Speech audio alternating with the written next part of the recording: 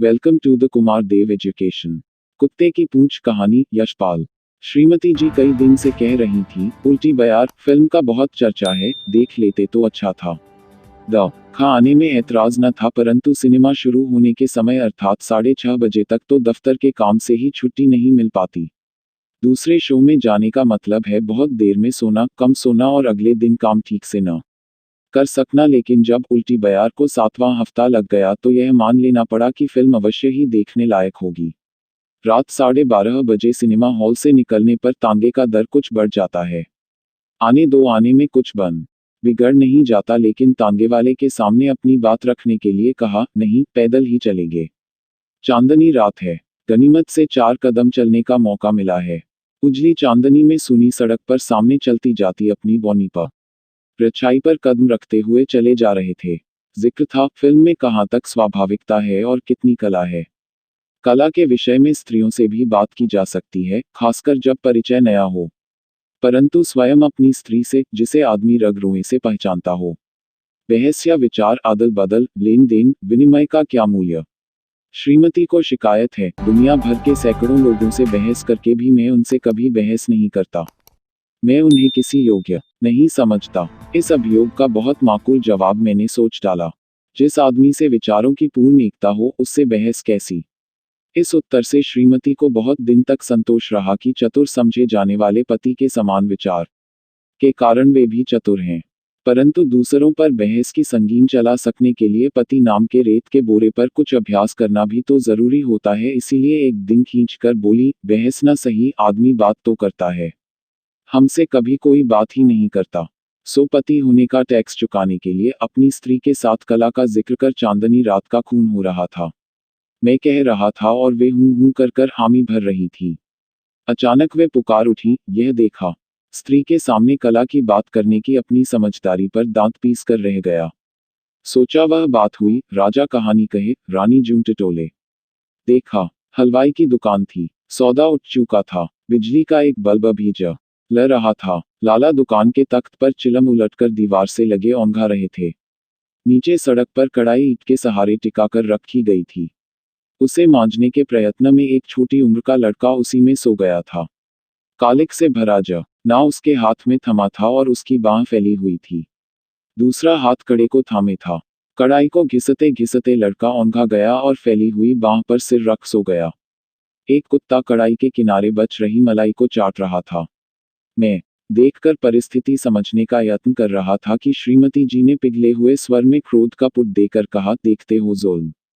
क्या तो बच्चे की उम्र है और रात के 1 बजे तक यह कढ़ाई, जिसे वह हिला नहीं सकता, उससे मंजाई जा रही है। मेरी बांह में डाले हुए हाथ पर बोझ देवे कढ़ाई पर झुक गई और लड़के की बांह को हिला उसे पुचकार कर उठाने लगी। लड़का नींद से चौंककर झपाटे से कढ़ाई में जून के रगड़े लगाने लगा, परंतु श्रीमती जी के पुचकारने से उसने नींद भरी आंख उठाकर उनकी ओर देखा। मेरी इस बात को अपने समझने योग्य भाषा में प्रकट करने के लिए वे बोली, हाय, कैसे पत्थर दिल होते हैं जो इस उम्र के बच्चों को इस तरह बेच डालते हैं। और इस राक्षस को देखो, बच्चे को मेहनत पर लगा खुद सो रहा है। फिर बच्चे को पुचकार कर साथ चलने के लिए पुकारने लगी। इस गुलगपाड़े से लाला की आंख खुल गई। नींद से भरी लाल आंखों को झपकाते हुए लाला देखने लगे, पर इससे पहले कि वे कुछ समझे या बोल पाए, श्रीमती जी लड़के का हाथ थाम ले चली। फिल्म और कला की चर्चा श्रीमती जी की करुणा और क्रोध के प्रवाह में डूब गई। कानूनी पेशा होने के कारण कानून की जद का ख्याल आया। समझाया, कम उम्र बच्चों को उसके माँ बाप की अनुमति के बिना इस प्रकार खींच ले जाने से पुलिस के झंझट में पड़ना होगा। राजा और समाज के कानून से जबरदस्त कानून है स्त्रियों का। पति को बिना की सीहिलो हुज्जत के स्त्री के सब हुक्म मानने ही पड़ते हैं। श्रीमती जी ने अपना कानून अड़ाकर कहा, इसके माँ बाप आकर ले जाएंगे। हम कोई लड़के को भगाए थोड़े ही लिए जा रहे हैं। लड़के पर इस तरह जुल्म करने का किसी को क्या हक है। यह भी कोई कानून है। लाला आंख झपकाते रहे और हम उस लड़के को लिए चले आए। लाला बोले, क्यों नहीं, कह नहीं सकता। शायद कोई बड़ा सरकारी अफसर समझकर चुप रह गए हों। लड़के से पूछने पर मालूम हुआ का दरअसल उसके माँ बाप थे नहीं, मर गए थे। कोई उसका दूर का रिश्तेदार उसे लाला के यहाँ छोड़ गया था। दूसरे रोज लाला बंगले के अहाते में हाजिर हुए और बोले कि यूं तो आप माई बाप हैं, लेकिन यह मेम साहब की ज़्यादत है। लड़के के बाप की तरफ लाला के 60 रुपये आते थे और वह मर गया। लाला उल्टे और अपनी गांठ से लड़के को खिला पहनाकर पाल पोस रहे थे। लड़के की उम्र ही क्या है कि कुछ काम करेगा। ऐसे ही दुकान पर चीज धर उठा देत था, सो मेम साहब उसे भी उठा लाईं। लाला बेचारे पर जुल्म ही जुल्म है। उन्हें उनके 60 रुपये दिला दिए जाएं, सूद वे छोड़ देने को तैयार हैं, या फिर लड़का ही उनके पास रहे। बरामदे के फर्श पर जूते की ऊंची एड़ी पटक भान चढ़ाकर श्रीमती जी ने कहा, ऑल राइट। इसके बाद शायद वे कहना चाहती थी 60 रुपये ले जाओ। परिस्थिति नाजुक देख बीच में बोलना पड़ा, लाला जो हुआ अब चले जाओ वरना लड़का भगाने और क्रूएल्टी टू चिल्ड्रन बच्चों के प्रति निर्दयता के जुर्म में गिरफ्तार हो जाओगे। अहाते के बाहर जाते हुए लाला की पीठ से नजर उठाकर श्रीमती जी ने विजय गर्व से मेरी ओर देखा। उनका अभिप्राय था, देखो तुम खामोखा डर रहे थे, हमने कैसे सब मामला ठीक कर दिया। तुम कुछ भी समझ नहीं सकते। लड़के का नाम था हरुआ। श्रीमती ने कहा, यह नाम ठीक नहीं, नाम होना चाहिए हरीश। लड़के की कमर पर केवल एक अंगोछा मात्र था, शेष शरीर ढका हुआ था मैल के आवरण से। सिर के बाल गर्दन और कानों पर लटक रहे थे। लाइफ बॉय साबुन की झाग में घुल घुल कर वह मैल बह गया और हरीश सांवला सलोना बालक निकल आया। दरबान के साथ सैलून में भेजकर उसके बाल भी छंटवा दिए गए। बिशु के लिए नई कंघी मंगाकर पुरानी हरीश के बालों में लगा दी गई। बिशु के कपड़े भी हरीश के काम आ सकते थे, परंतु लड़कों में 4 बरस का अंतर काफी रहता है। खैर जो भी हो, हफ्ते भर में हरीश के लिए भी नेवी कट कॉलर के 3 कमीज और निकर सिल गए। उसके असुविधा अनुभव करने पर भी उसे जुराब और जूता पहनना पड़ा। श्रीमती जी ने गंभीरता से कहा, उसके शरीर में भी वैसा ही रक्त मांस है जैसा कि किसी और के शरीर में। उनका अभिप्राय था अपने पेट के लड़के बिशु से, परंतु इसका कारण था कि बिशु आखिर पुत्र तो मेरा भी है। उन्होंने कहा, उसके भी दिमाग है, वह भी मनुष्य प्राणी है और उसे मनुष्य बनाना भी हमारा कर्तव्य है। हरीश के कोई काम स्वयं कर देने पर प्रसन्नता के समय वे मेरा ध्यान आकर्षित कर कहती, लड़के में स्वाभाविक प्रतिभा है, यदि उसे अवसर मिले तो वह क्या नहीं कर सकेगा। हाँ, उस मजदूर का क्या नाम था जो अमेरिका का प्रेसिडेंट बन गया था। मौका मिले तो आदमी उन्नति कर क्यों नहीं सकता। 4 वर्ष की आयु ऐसी नहीं जिसमें अधिकार का गर्व न हो सके या श्रेणी विशिष्टता का भाव न हो। अपनी जगह पर अपने से नीची स्थिति के बालक को अधिकार जमाते देख, अपनी माँ को दूसरे के सिर पर हाथ फेरते देख और हरीश को अपनी संपत्ति का प्रयोग करते देख बिशु को ईर्ष्या होने लगती। रोनी सूरत बनाकर वह होंठ लटका लेता या हाथ में थमी किसी चीज से हरीश को मारने का यत्न करने लगता। श्रीमती जी को सब बातों में गरीबी और मनुष्यता का अपमान दिखाई देता। गंभीरता से वे बिशु को ऐसा अन्याय करने से रोकती और हरीश का साहस बढ़ाकर उसे अपने आप को किसी से कम न समझने का उपदेश देती। हरीश बात बात में सहमता, सकपकाता, पास बैठने के बजाय दूर चला जाता और बिशु के खिलौनों के लोभ की झलक दिखाई देती रहती। श्रीमती जी उसे संतुष्ट कर, उसका भय मिटाकर उसे बिशु के साथ समानता के दर्जे पर लाने का प्रयत्न करती। कई दफे उन्होंने शिकायत की कि मेरे स्वर में हरीश के लिए वह अपनापन क्यों नहीं आ पाता जो आना चाहिए, जैसा बिशु के लिए है। इस मामले में कानून का हवाला या वकालत की जिरह मेरी मदद नहीं कर सकती थी, इसलिए चुप रहने के सिवा चारा न था। हरीश के प्रति सहानुभूति, उसे मनुष्य बनाने की इच्छा रखते हुए भी मैं श्रीमती जी को इस बात का विश्वास न दिला सका। हरीश के प्रति उनकी वत्सलता और प्रेम मेरी पहुंच से एक बालिस्त ऊंचा ही रहता। श्रीमती जी को शिकायत थी कि हरीश आकर अधिकार से उनके पास क्यों नहीं जरूरत की चीज के लिए जिद करता। उन्हें ख्याल था कि इन सब का कारण मेरा भय ही था। एक दिन बुद्धिमानी और गहरी सूझ की बात करने के लिए उन्होंने सुनाकर कहा, पुरुष सिद्धांत और तर्क की लंबी लंबी बातें कर सकते हैं, परंतु हृदय को खोलकर फैला देना उनके लिए कठिन है। सोचा श्रीमती जी को समानता की भावना के लिए उत्साहित कर उन्हें अपना बड़प्पन अनुभव कराने के लिए मैं अवसर पेश नहीं कर पाता हूँ, यही मेरा कसूर है।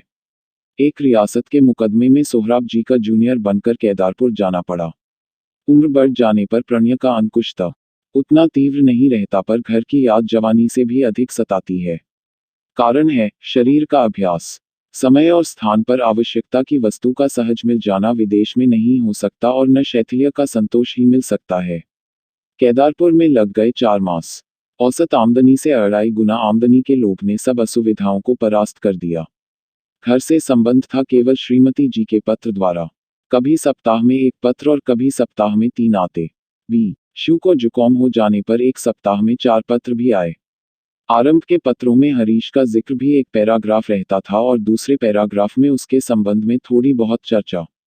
सोचा मेरी गैरहाजिरी में मेरी दारता से मुक्ति पाकर लड़का तीव्र गति से मनुष्य बन जाएगा। कुछ पत्रों के बाद हरीश की खबरों की सरगर्मी कम हो गई।